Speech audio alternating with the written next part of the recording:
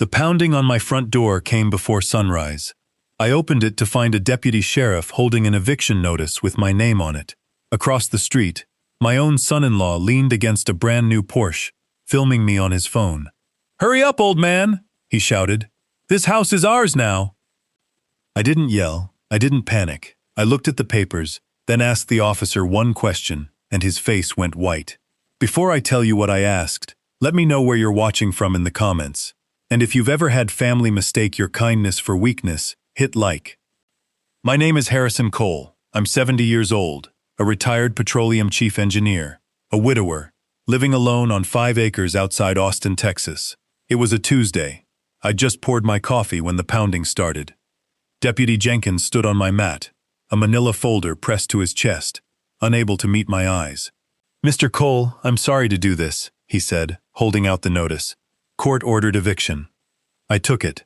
Across the street, Derek Sutton, my 42-year-old son-in-law, dressed like the startup mogul he pretended to be, filmed me with his phone raised high, laughing. Beside him stood my daughter Rachel, 38, a real estate agent who understood property law better than most lawyers. Arms crossed, eyes down, a satisfied curve at the corner of her mouth. 30 years ago I built that porch with my own hands, so Rachel would have somewhere safe to play. Now she was watching me get dragged off it and enjoying it. They thought they'd cornered a helpless old man. They had no idea who they were dealing with. For 35 years I managed offshore drilling platforms, billion-dollar operations where a single ignored anomaly could kill people. I don't panic. I observe, I calculate, I survive.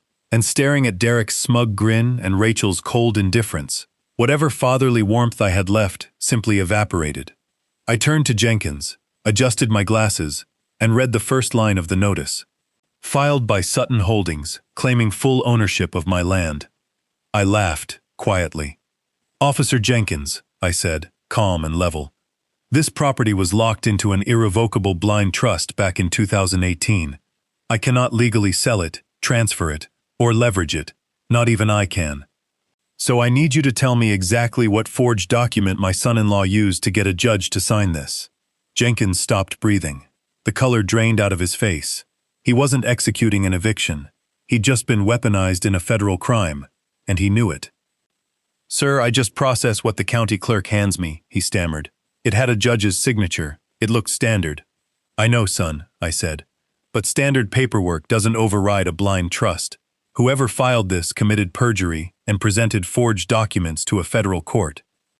He stepped back from my door. "What do you want me to do?" "Hold on," I said. "Don't radio it in yet. Just stand here and let them think they've won."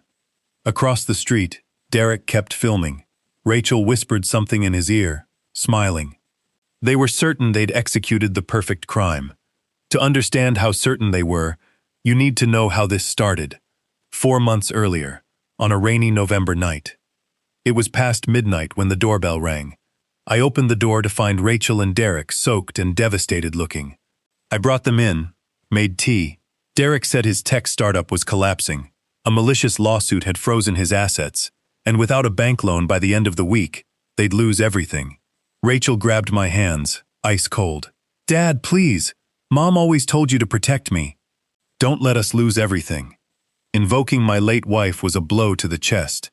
On her deathbed, she'd made me promise to look after our daughter, and Rachel knew exactly which button that was. I offered cash, liquidate some funds, write a check. Derek shook his head.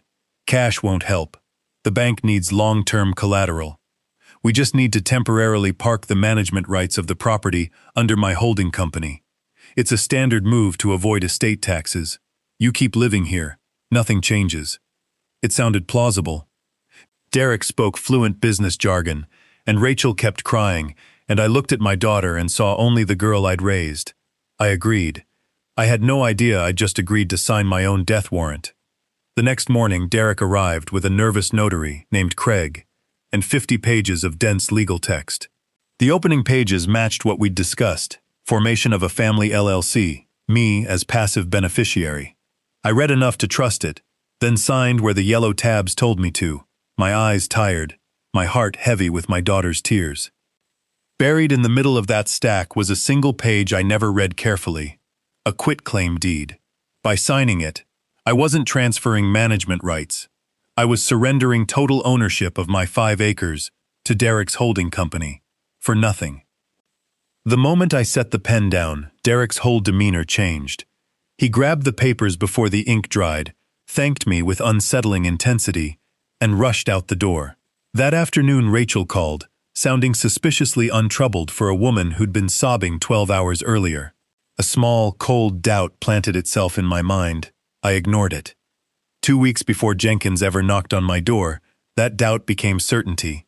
I was pruning my late wife's rose bushes when I noticed a man in a hard hat setting up survey equipment near my gate. County surveyor, I assumed.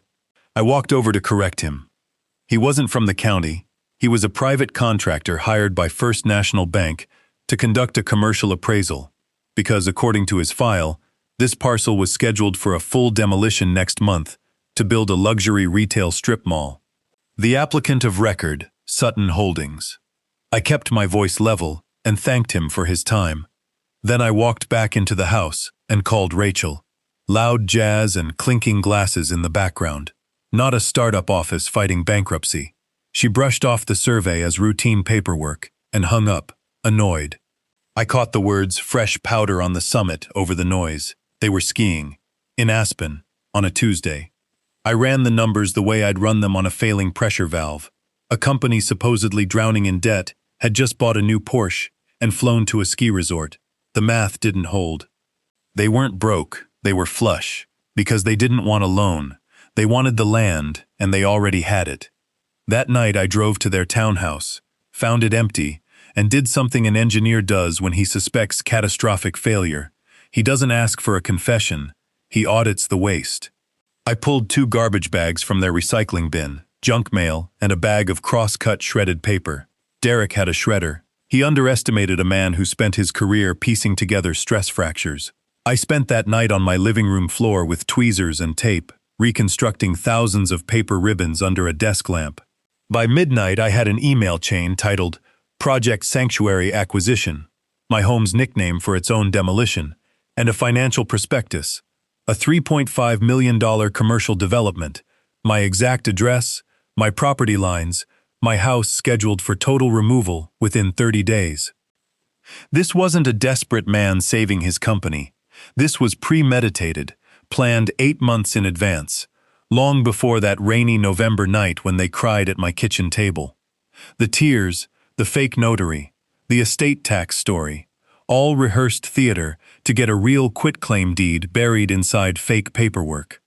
My first instinct was to drive to their house and scream the truth in their faces. My training stopped me. You don't hit a pressurized pipe with a hammer. If they knew I'd found the fraud, they'd bury the evidence, move the money offshore, and paint me as a confused old man in court. I needed leverage, not rage. I called an old contact from my engineering days, a legal shark named Victor Vance, long retired, who pointed me toward Jonathan Brooks, a real estate litigator in downtown Austin. I drove into the city under a fake identity, using a burner phone, parked blocks from his office, and laid out everything: the shredded documents, the survey, the timeline. Brooks read it all and asked one question: was I sure I wanted war? I told him I wanted them ruined completely. He pulled the actual filed quitclaim deed from county records and confirmed everything, including that Craig the notary had skipped a legally required step, asking me out loud if I understood I was signing away ownership. Textbook fraudulent execution. But then Brooks found something worse.